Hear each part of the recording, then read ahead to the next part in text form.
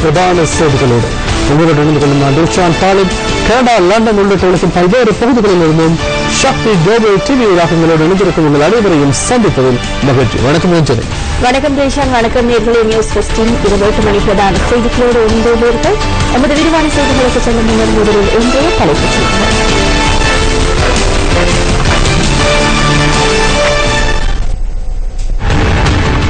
மேல்மாகாண மாநகர அபிவிருத்தி திட்டம் இன்று அங்குரார்ப்பணம். ஊடகவியலாளர்கள் தொடர்பில் பாராளுமன்றத்தில் தெரிவித்த கருத்துக்கள் குறித்து பிரதமர் இன்று விளக்கம். மாவட்டகமையில் 13 வயது சிறுமியை துஷ்பிரயோகத்துக்கு உட்படுத்தி கொலை செய்ததாக சந்தேகிக்கப்படும் சந்தேக நபர் விளக்கமறியலில். இலங்கைக்கு 1.5 பில்லியன் அமெரிக்க டாலர் முதலீடு கிடைத்துள்ளதாக நிதி அமைச்சர் அறிவிப்பு.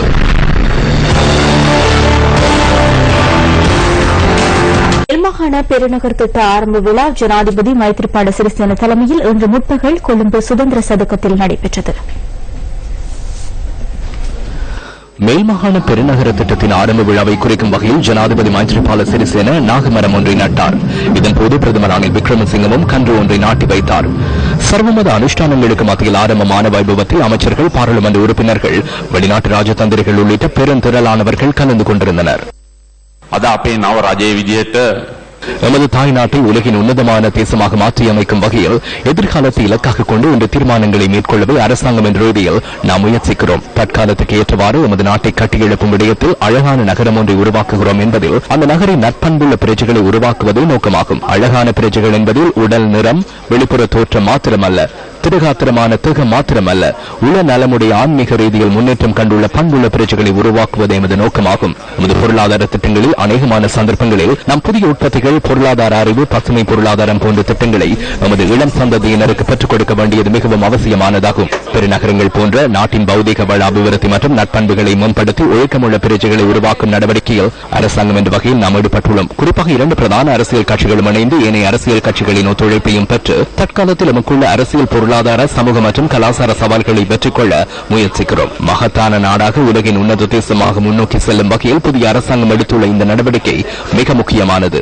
ඉතාමත්ම වැදගත් අවස්ථාවක් අද දවස. දැන් මොකක්දයි බලාපොරොත්තු වෙන්නේ? நமது எதிர்பார்ப்பு என்ன? நீங்கள் வேறு வாழ்க்கையை தேடி துபாய்க்கு செல்கின்றீர்கள், லண்டனுக்கு செல்கிறீர்கள். அதை இங்கேயே பெற்றுக் கொடுக்கவும் அந்த வசதிகளை பெற்றுக் கொடுக்கவும் நாம் முயற்சிக்கிறோம். மிகப்பெரிய பொருளாதாரத்தை உருவாக்கி வருமானத்தை அதிகரிப்போம். பெருநகரம் மாத்திரமல்ல, திருகோணமலை துறைமுகத்தை சுற்றி பாரிய வலயம் ஒன்றும் உருவாக்கப்பட உள்ளது. இதனை தவிர ஜப்பான் அரசாங்கத்தின் நிதியுதவியின் கீழ் நாம் கண்டி நகரையும் விஸ்தரிப்போம். கண்டி நகரை மற்றும் ஒரு பெருநகரமாக மாற்றுவோம். பாரிய திட்டம் ஒன்றே இங்கு உள்ளது. இந்த நிலையை உருவாக்குவதற்கு இருவர் தேவைப்பட்டனர். இல்லாவிட்டால் இதனை சாத்தியமாக்கி இருக்க முடியாது. ஜனாதிபதி அர்ப்பணிப்புடன் பொது வேட்பாளராக ஜனாதிபதி தேர்தலில் களமிறங்கினார். இதன்போது கிடைத்த வெற்றியை நமக்கு அடித்தளத்தை ஏற்படுத்தி கொடுத்தது. அதேபோன்று அமைச்சர் சம்பிக்க ரணவாக்கி இந்த பொறுப்பை ஏற்று செயற்பட்டு வருகிறார். ඒවයි තමයි චම්පික රණවක ඇමතුමා මේ වගකීම බාර අරගෙන දැන් ක්‍රියා කරන්නේ. කඩාගෙන යනවා.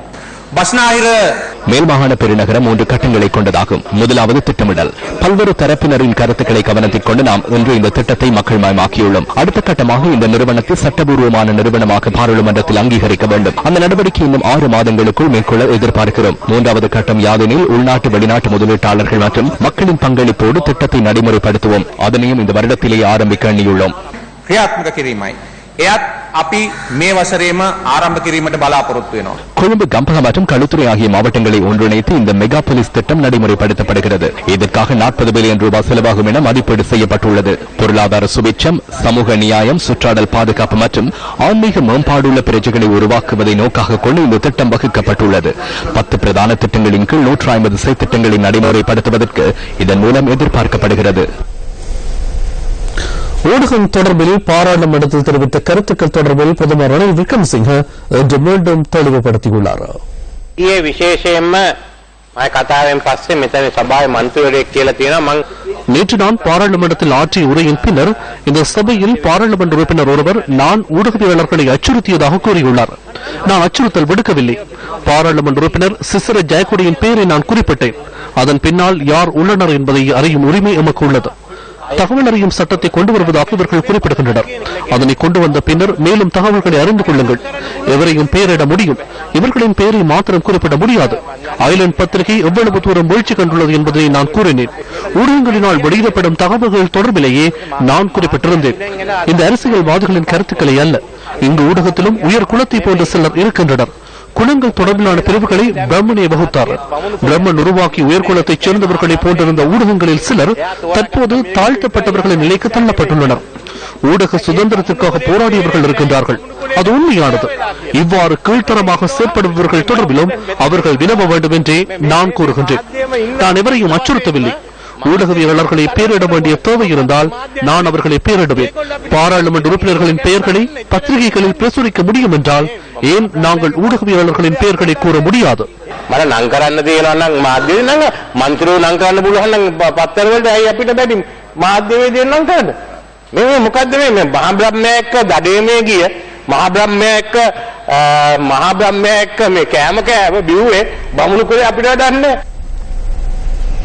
பிரதமர் ரணில் விக்ரமசிங்கே ஊடகவியலாளர்கள் மற்றும் ஊடக நிறுவனங்களுக்கு நேற்று விடுத்த அச்சுறுத்தலை தாம் வன்மையாக கண்டிப்பதாக சுதந்திர ஊடக இயக்கம் தெரிவிக்கின்றது. இலங்கையின் பத்திரிகையாளர்கள் சங்கத்திற்கும் பத்திரிகைகளுக்கும் எலக்ட்ரானியல் ஊடகங்களுக்கும் அந்த ஊடகங்களில் பணியாற்றும் சில ஊடகவியலாளர்களுக்கும் அவர்களின் பெயர்களை குறிப்பிட்டு பிரதமர் ரணில் விக்ரமசிங்கே நேற்று பாராளுமன்றத்தில் குற்றம் சுமத்தியமை தொடர்பில் அதிருப்தி அடைவதாக சுதந்திர ஊடக இயக்கம் சுட்டிக்காட்டியுள்ளது. நாட்டின் பிரதமர் என்ற வகையில் அவ்வாறான நடத்தையை நாம் எதிர்பார்க்கவில்லை என அந்த இயக்கம் விடுத்துள்ள அறிக்கையில் குறிப்பிடப்பட்டுள்ளது. ஊடக பயன்பாடு தொடர்பில் சிக்கல் நிலைமை இருக்குமாயின் அதனை ஊடக சமூகத்துடன் கலந்துரையாடி தீர்த்துக் கொண்டிருக்க வேண்டும் எனவும் சுதந்திர ஊடக இயக்கம் தெரிவித்துள்ளது. அதற்கு பதிலாக செய்தி ஆசிரியர்கள் சங்கத்தை, ஊடக நிறுவனங்களை அல்லது ஊடகவியலாளர்களை சாடி பேசுவது பாரிய அச்சுறுத்தல் எனவும் சுதந்திர ஊடக இயக்கம் குறிப்பிட்டுள்ளது. செய்தி ஆசிரியர்கள் எந்த சம்பவங்கள் தொடர்பில் எழுத வேண்டும் என்பது குறித்து அச்சுறுத்தல் விடுப்பதற்கு எவருக்கும் உரிமை இல்லை என சுதந்திர ஊடக இயக்கம் விடுத்த அறிக்கையில் மேலும் தெரிவிக்கப்பட்டுள்ளது. இந்த ஜனாதிபதி தேர்தல் காலத்தில் சுயாதீன தொலைக்காட்சியில் ஒளிபரப்பப்பட்ட தேர்தல் பிரசார விளம்பரங்கள் தொடர்பில் இடம்பெற்ற நிதி மோசடி குறித்த விசாரணை இன்றும் பாரிய ஊழல் மோசடிகள் தொடர்பில் ஆராயும் ஜனாதிபதி ஆணைக்குழுவில் இடம்பெற்றது. இந்த விசாரணைக்கு முன்னாள் ஜனாதிபதி மஹிந்த ராஜபக்சவும் சென்றிருந்தார். சம்பவம் தொடர்பிலான சாட்சியங்களை ஆணைக்குழுவில் சமர்ப்பிப்பதற்கு கால அவகாசம் வழங்குமாறு விசாரணைக்கு அழைக்கப்பட்டிருந்த தரப்பினர் இதன்போது வேண்டுகோள் விடுத்தனர். இதற்கமைய இவர்களுக்கு எதிர்வரும் பிப்ரவரி மாதம் 18, 19, 25 மற்றும் 26 ஆகிய திகதிகளில் சந்தர்ப்பம் வழங்கியுள்ளதாக குறித்த ஆணைக்குழுவின் செயலாளர் லெசில் டி சில்வா தெரிவித்தார். இந்த 4 தினங்களில் சம்பவம் தொடர்பிலான விசாரணையை முற்றாக நிறைவு செய்வதற்கு எண்ணியுள்ளதாகவும் அவர் மேலும் குறிப்பிட்டுள்ளார். இன்று முடிந்தது. மேலும் 4 தினங்கள் வழங்கப்பட்டுள்ளன. நீங்களும் ஜனாதிபதி மைத்ரிபால சிறிசேனவும் இணைந்து தேர்தலுக்கு செல்ல வேண்டும் என நிறைவேற்றுக்குழு தீர்மானித்ததாக கூறப்பட்டது. எந்த நிறைவேற்றுக்குழு? ஸ்ரீலங்கா சுதந்திர கட்சியின் நிறைவேற்றுக்குழு. எனக்கு இன்னமும் தெரியாது. எவரும் அறிவிக்கவில்லை. நிறைவேற்றுக்குழு கூட்டம் இருந்ததா எனவும் தெரியாது. உங்களை பற்றி கதைக்கின்றனர். தேர்தல் வருகின்ற சந்தர்ப்பத்தில் மாத்திரம் நீங்கள் ஸ்ரீலங்கா சுதந்திர கட்சிக்கு தேவைப்படுகிறீர்கள். தற்போதைய நிலையை பார்க்கும் போது விரைவில் மக்களும் அந்த தேவையை உணர்வார்கள் என்று நான் நினைக்கிறேன். பிரதமர் நேற்று சில ஊடகவியலாளர்களின் பெயர்களை குறிப்பிட்டு அவர்கள் கடந்த ஆட்சிக்கு சார்பாக கதைப்பதாகவும் இனவாதத்தை தூண்டுவதாகவும் குற்றம் சுமத்தினார்.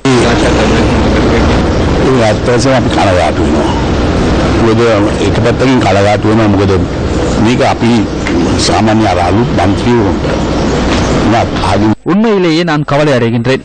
அத்தகைய கருத்துக்களை கேட்டுக் கொண்டிருக்கும் போது இளம் பாராளுமன்ற உறுப்பினர்களும் இதுவா நல்லாட்சி என நினைப்பார்கள். இதுவே ஊடக சுதந்திரம் என்றும் இதுவே ஜனநாயகம் என்றும் நினைப்பார்கள்.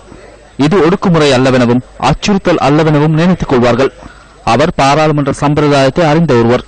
அதனை அறிந்து கொண்டே பெயர்களை வெளியிடுவது ஏற்புடையதல்ல. ஆகவே அது தவறான வழிகாட்டலாக அமையலாம். ஊடகங்கள் தொடர்பில் பல்வேறு கருத்துக்களை வெளியிட்டார்.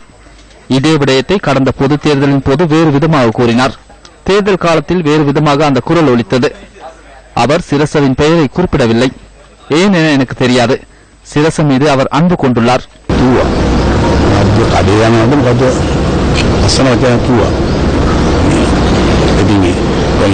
කාරණේම ගිය මැතිවරණයේදී කිව්වේ ඒක වෙනස් එකක්. මැතිවරණ සමයේදී අඬ වෙනක් අඬකින් ආවේ. මාධ්‍ය එතකොට තිබුණේ ඔය කියන මාධ්‍ය උගක්. ඒක සිරස ගැන නම් කිව්වේ නෑ. දැන් මොකද කියලා.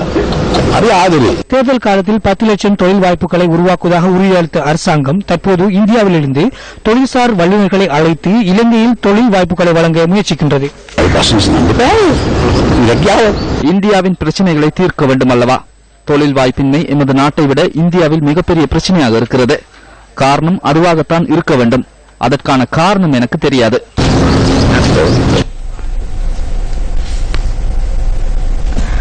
சமூகமயப்படுத்தப்பட்ட முன்னாள் போராளிகளில் பலர் அதிகாரிகளின் அசம்பந்த போக்கு மற்றும் நிறைவேற்றப்படாத வாக்குறுதிகளால் சிரமத்திற்கு மத்தியில் வாழ்ந்து வருகின்றனர். புனர்வாழ்வு அளிக்கப்பட்டு சமூகமயப்படுத்தப்பட்ட போது வழங்கப்படுவதாக கூறப்பட்ட 3000 ரூபாய் மாதாந்த கொடுப்பனவு கடன் உதவிகளும் கிடைக்கவில்லை என்பதே அவர்களின் அநேகமானவர்களின் வெளியிடும் ஆதங்கமாகும். மன்னார் மடு பிரதேச செயலாளர் பிரிவின் முள்ளிக்குளம் கிராமத்தில் வசித்து வருகின்றார் 44 வயதான சுப்பிரமணியம் ராஜேந்திரன். 2011ஆம் ஆண்டு சமூகமயப்படுத்தப்பட்ட இந்த முன்னாள் போராளி யுத்தத்தின் வடுக்களை சுமந்தவாறு இன்றும் வாழ்க்கை போராட்டத்தில் ஈடுபடுகின்றார். நன்னீர் மீன்பிடி தொழிலை நம்பியே தமது 5 பிள்ளைகளையும் பராமரிப்பதாக சுப்பிரமணியம் ராஜேந்திரன் கூறுகின்றார். பிள்ளைகளின் படிப்பு செலவு மற்றும் குடும்பத்தின் உணவு செலவுகளுக்கான போதுமான பணம் மீன்பிடி தொழில் மூலம் கிடைக்காத நிலையில் வறுமை இந்த குடும்பத்தாரை வாட்டி வதைக்கின்றது. இந்திய வீட்டு திட்டத்தின் கீழ் வழங்கப்பட்ட பூரணப்படுத்தப்படாத வீட்டினில் தாம் எதிர்நோக்கி வருகின்ற அசௌகரியம் தொடர்பில் மனம் திறக்கின்றார் இந்த முன்னாள் போராளி. தடுப்புல இருந்து 2 வருஷம் இருந்தேன். வந்தும் எங்களுக்கு அரசாங்கத்தால உதவி செய்யறான்னு சொல்லிதான் விட்டது. அரசாங்கம் இன்னும் அதில் நாங்கள் ஃபோம்கள் எல்லாம் நிரப்பி கொடுத்து எல்லாம் கச்சேரி எல்லா இடத்தும் ஃபோம்லாம் கொடுத்து இன்னும் அந்த உதவி எங்களுக்கு வந்து கிடைக்கல. அந்த இது ஐயம் மட்டும் எங்களுக்கு 70 உதவி செய்திருக்கு. நாங்கள் இப்போ அண்டாண்டு குடிகளை தான் செய்து கொண்டிருக்கிறோம்.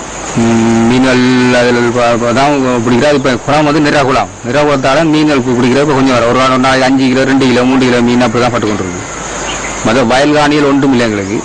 மேட்டுக்காணி மட்டும்தான். அதில் உளுந்து அதெல்லாம் போட்டு எல்லாம் அழிஞ்சிட்டு இந்த மழையால எல்லாம் அழிஞ்சிட்டு அதில் கொஞ்சம் வெள்ளாம நெல் அதில் போட்டு அதான் இப்போ கொஞ்சம் பட்டி கொண்டிருக்கோம்.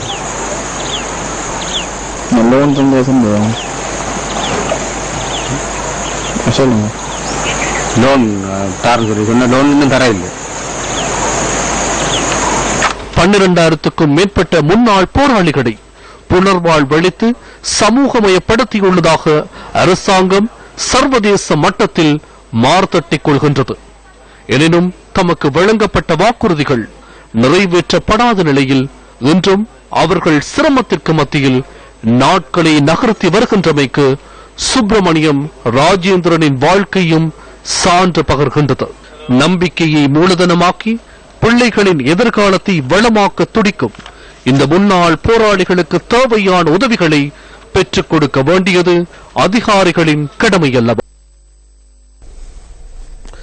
புல்லாங்குழலின் நாதத்தையும் யாழின் ஓசையையும் விட மழலை சொல் இனிமையானது என பொய்யாமொழி புலவர் திருக்குறளில் வலியுறுத்துகின்றார். தனது பிஞ்சு மழலையை பிரிந்து சொல்லடா துயரத்தில் ஆழ்ந்திருக்கும் பெற்றோரின் கதை அடுத்து. குகதாஸ் தர்ஷனை காணும் விருப்பில் அவனது நண்பர்களும் உறவினர்களும் சுற்றத்தாரும் வீட்டின் வாசலில் இவ்வாறு காத்திருக்கின்றனர். தர்ஷன் ஆசையாக ஏறி வீட்டை வலம் வந்த சைக்கிள், பாடசாலைக்கு அணிந்து சென்ற சீருடை, அவனை களிகொள்ளச் செய்த விளையாட்டுப் பொருட்களை காண முடிந்தவர்களுக்கு துள்ளி திரிந்து சுட்டிப்பையன் தர்ஷனை இன்று காண முடியவில்லை. தர்ஷனின் வருகைக்காக அவனது நண்பர்கள் மற்றும் சுற்றத்தாரின் காத்திருப்பு நீண்ட போதிலும் அவர்களின் எதிர்பார்ப்பு ஈடேறவில்லை.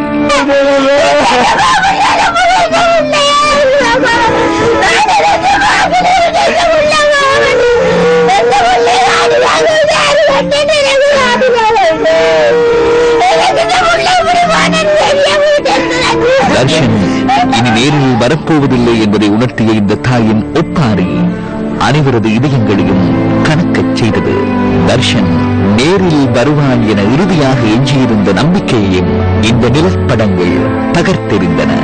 திருகோணமலை சம்பூர் 7ஆம் வட்டாரத்தில் வசிக்கும் 6 வயதான குகதாஸ் தர்ஷன் கடந்த திங்கட்கிழமை துள்ளித் தெரிந்து குறும்புத்தனம் புரிந்த இடங்களை இவை. அன்று தனது தந்தையின் நெஞ்சில் கண்ணிலிருந்து கண் விழித்த தர்ஷன் இனி கண் திறக்கப் போவதில்லை என்பதை அவனது தந்தையார் கண்ணீர் மல்க விவரித்தார்.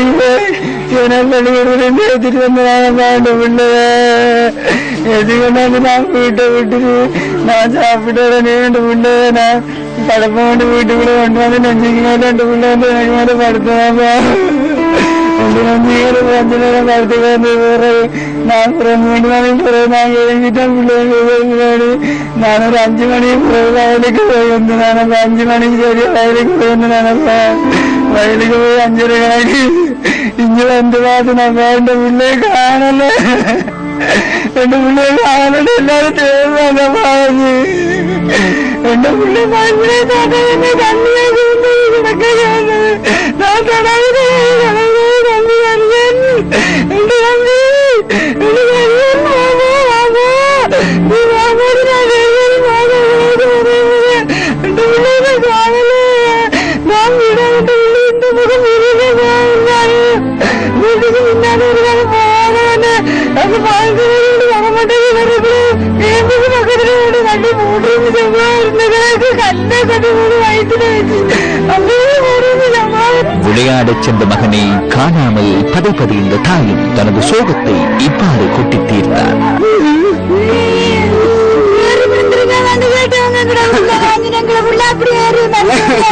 நாங்க பழக்கல பேங்கிற பிள்ளைய வீட்டை விட்டு உள்ள போய் விளையாடுறதில்ல. வீட்டு பாவட்டையும் போய் பேசி வர 5 மணிக்கு இந்த புள்ளி 1000 ரூபாய் கொண்டு போனேன்.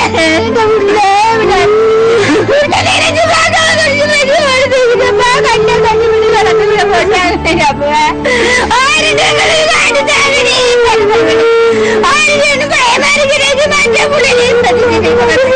கடைக்கு சென்று திரும்பிய பின்னர் தம்பியை காணவில்லை என தெரிவித்த அண்ணனின் முகத்திலும் சோகத்தின் ரேகைகள் நடந்திருந்தன. தர்ஷனின் மரணத்தில் உள்ள மர்ம முடிச்சுக்கள் ஏராளம். மரணத்தின் கண்ணால் கண்டு சாட்சியாக உள்ள இந்த பாலடைந்த கிணறு எப்போது மௌனம் கலைக்கும்? மலருவதற்கு முன்னர் இந்த மொட்டு கசக்கி எறியப்பட்டது எவ்வாறு? குகதாஸ் தர்ஷனின் மரணத்தின் மர்ம முடிச்சுக்கள் அவளும் வரையில் தீட்சண்ய பார்வையுடன் நியூஸ் ஃபர்ஸ்ட் தொடர்ந்தும் அவதானத்துடன்.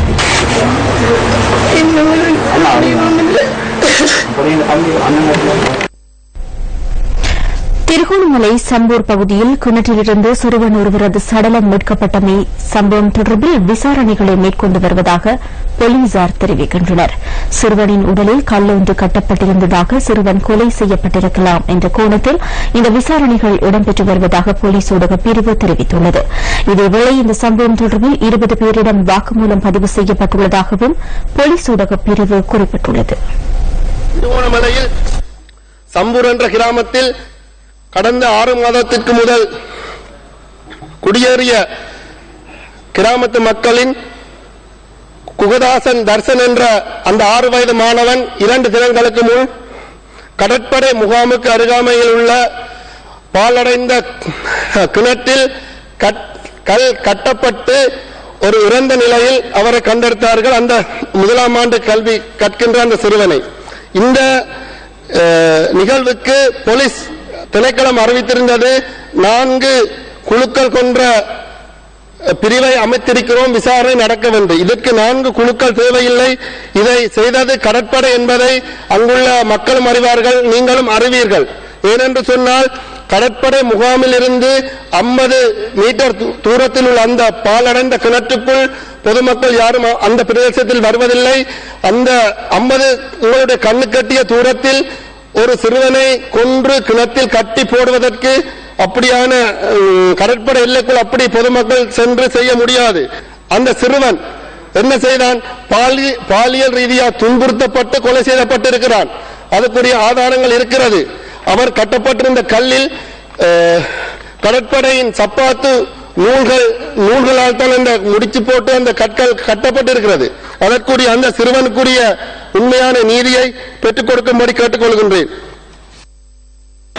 இதேவேளை இந்த சம்பவத்துடன் கடற்படையை தொடர்புபடுத்தி தெரிவிக்கப்படும் கருத்துக்கள் உண்மைக்கு புறம்பானவை என கடற்படை பேச்சாளர் கேப்டன் அக்ரம் அலவி நியூஸ் போஸ்டுக்கு தெரிவித்தார்.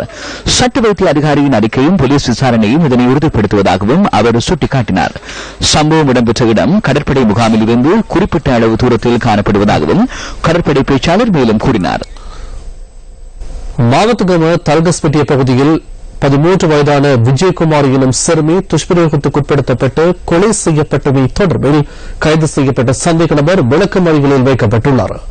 பிலஸ்த நீதவான் நீதிமன்றத்தில் ஒன்று ஆஜர்படுத்தப்பட்ட போது சந்தேக நபரை பிப்ரவரி மாதம் 12ஆம் தேதி வரை விளக்கமறியலில் வைக்குமாறு நீதவான் உத்தரவு பிறப்பித்துள்ளார். අපේ තව හිටිය මගේ යාළුවෝ දෙන්නේ 3 දෙනෙක් ඇවිල්ලා අපි ඔය පැත්ත හැමතැනම හොයන්න ගත්තා. හොයලා තමයි අන්තිමට අපි ඔහෙන් ඇවිල්ලා ආරංචි වුණේ අපිට කොහම හරි ඇතුලේ කිරි කෑන් එක තියෙනවා කියලා. කිරි අරන් යන්න ආපහු මේ කෑන් එක. කෑන් එක තිබ්බ ඇතුලේ. ඒ ඇතුලේ තිබ්බ කිරි කෑන් එක. එයාගේ ඇඳුම් වාගයක් තිබිලා තියෙනවා මේ හරියේ. ඊට පස්සේ අපි මෙහෙන් දොර කඩාගෙන අපි ඇතුල් වුණා. ඊට පස්සේ අපි මෙතන කිසිම දෙයක් තියෙනවා අපි දැක්කේ නැහැ. ඔතලා තිබ්බට අපි දැක්කේ අපි කෙලින්ම ගියේ මේ ඇතුළට. ඊට පස්සේ බලද්දි මේ මෙතන තිබ්බ වතුර පාරකුයි ලේ පාරක් වගේ පොඩියට. මේ රෙදි පාටිය තිබ්බ කරකලා. රවුමට වගේ කරකලා. ඒකෙත් මේ මෙතන ලේ පාරක් වගේ තියෙනවා. එළියට බලාගෙන යනකොට මේ මුල්ලේ තිබ්බ පාර්සලයක්. එයාගේ බංකුවක් තිබ්බා හොයන්න බැරි වෙන ආන් අර බංකුව. ඒ බංකුව මේ උඩින් දාලා පොල් කටු තියලා ඉරිච්ච බෑග් එකක් තිබ්බා. ඒ බෑග් එකත් උඩින් තියලා මෙතන තිබ්බ පිහියකුයි ස්ක්‍රූප් නියනකුයි. ඊට පස්සේ තමයි මේ පැත්තෙන් උස්සලා බලනකොට ළමයා කොණ්ඩේ දැක්කේ. මෙන්න මෙහෙම සාමාන්‍ය ලේ ඇවිල්ලා තිබුණා. කටින් ලේ ඇවිල්ලා තිබුණා. මම ඒ දානකොටම සාමාන්‍ය බෙල්ල මෙහෙම හෙල්ලෙන ගතියක් තිබුණා. பால் சேகரிக்கும் நிலையத்துக்கு நேற்று காலை 8 மணி அளவில் 13 வயதான காளிதாஸ் விஜயகுமாரி வழமை போன்று சென்றிருந்தார். எனினும் இது சிறுமியின் இறுதி பயணம் என்பதை அவர்களது உறவினர்கள் அறிந்திருக்கவில்லை. பல மணி நேரம் கடந்தும் சிறுமி வீடு திரும்பாத நிலையில் சிறுமியின் பெற்றோருடன் இணைந்த கிராம மக்கள் கிராமம் முழுவதும் சிறுமியை தேட ஆரம்பித்தனர். காளிமுத்து விஜயகுமார் எனும் 13 வயது சிறுமி தான் வசிக்கும் அந்த பகுதியில் இருந்து நேற்று காலை 9 மணி அளவில் பால் சேகரிக்கும் நிலையத்திற்கு செல்வதற்காக பாலை எடுத்து வந்திருக்கின்றார். இந்த இடத்திலிருந்து 1/2 கிலோமீட்டர் தூரம் இடத்திலேயே இருக்கின்றது பால் சேகரிக்கும் நிலையம். ஆனால் நேற்று காலை 9 மணிக்கு பால் சேகரிக்கும் நிலையத்திற்கு வந்த சிறுமி நேற்று இரவு அந்த பகுதியில் இருக்கின்ற ஒரு வீட்டில் சடலமாக மீட்கப்பட்டிருக்கின்றார். இதன்போது சிறுமியின் வீட்டிற்கு சற்று தொலைவில் உள்ள மற்றொரு வீட்டிலிருந்து சிறுமியின் சடலம் மீட்கப்பட்டது. சற்றும் எதிர்பாராத நேரத்தில் காமுகனால் இந்த சிறுமியின் உயிர் பறிக்கப்பட்டுள்ளது. சம்பவ இடத்திற்கு வருகை தந்த போலீசார் விசாரணைகளை முன்னெடுத்து வருகின்றனர். சம்பவம் தொடர்பில் சந்தேகத்தின் பேரில் 3 விசாரணைகள் நடத்தப்பட்டதை அடுத்து ஒருவர் கைது செய்யப்பட்டதாக போலீஸ் ஊடகப் பிரிவு தெரிவித்துள்ளது. விளக்கமறியலில் வைக்கப்பட்டுள்ள குறித்த சந்தேக நபரும் அதே தோட்டத்தைச் சேர்ந்தவர் என போலீசார் தெரிவிக்கின்றனர். எங்களுக்கு எவ்வளவு கஷ்டமா இருக்கும். நாங்க எங்க பிள்ளைங்களை எவ்வளவு கஷ்டப்பட்டு வளர்த்திருப்போம். நாங்க அன்னைக்கு நாங்க எவ்வளவு கஷ்டப்பட்டு பிள்ளைய ரோட்டா நாங்க இதுவரைக்கும் சாப்பாடு தண்ணி ஒண்ணு இல்லாம தானே தேடுறோம். ஏன் இந்த தாய்மாருங்க விட்டு இதுவரைக்கும் தெரியல ஒருத்தருக்கும். இந்த தாய்மாருங்க எவ்வளவு கஷ்டப்படுறாங்க. ஒரு பிள்ளைய பெற்று பெரிய ஆள் ஆக்குறதுக்கு எவ்வளவு கஷ்டம் எங்களுக்கு. கிளிநொச்சி மாவட்ட ஒருங்கிணைப்பு குழு கூட்டம் கிளிநொச்சி மாவட்ட செயலகத்தில் இன்று நடைபெற்றது. 4 இணைத்தலைவர்களின் தலைமையின் கீழ் இன்று நடைபெற்ற இந்த ஒருங்கிணைப்பு குழு கூட்டத்தில் பல்வேறு விடயங்கள் தொடர்பில் ஆராயப்பட்டுள்ளன. பூநகரி மற்றும் விஸ்வமடு பகுதியில் மேற்கொள்ளப்படும் காணி அபகரிப்பை இடைநிறுத்துவது குறித்து இன்றைய கூட்டத்தில் தீர்மானங்கள் மேற்கொள்ளப்பட்டுள்ளன. மேலும் பூநகரி கடற்பிராந்தியத்தில் மேற்கொள்ளப்படும் சட்டவிரோத மீன்பிடி மற்றும் இந்திய மீனவர்களின் அத்துமீறல்கள் குறித்தும் கலந்துரையாடப்பட்டுள்ளது.